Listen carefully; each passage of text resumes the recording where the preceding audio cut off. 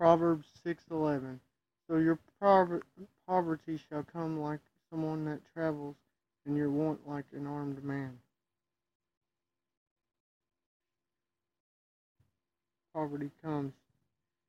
True riches isn't through anything we can find on the earth, but it's through the Lord.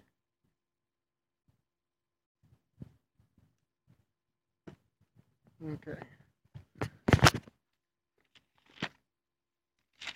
Joshua 5:22 through 25. Proverbs 5:22 through 25.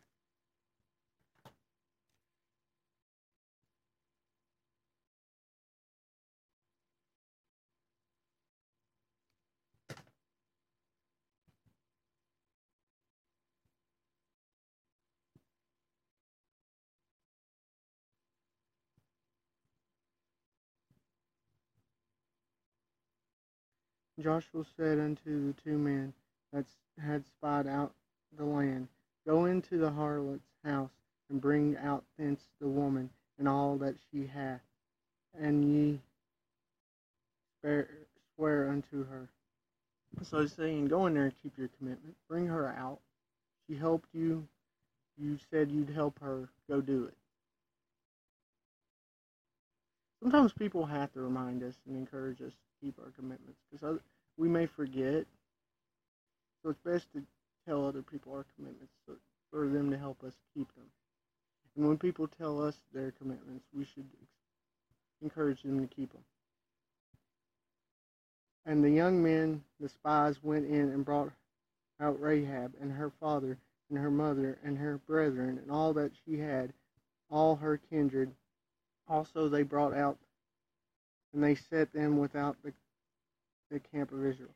They didn't put them in the camp of Israel because the camp of Israel may have been destroyed. It may have been attacked, so they put them somewhere safe.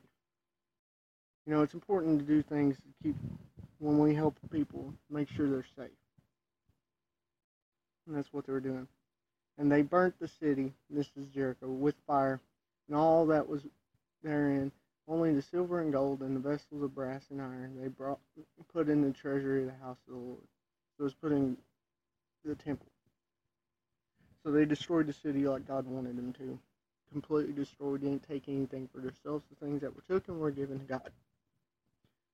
You know, it's important to follow God's instructions and do what He says rather than do what we want. Because it would have been probably something they would have wanted. This gold, this silver, all this stuff could have been valued to them. But they had to give it to God. God wants us to be obedient. Verse 25.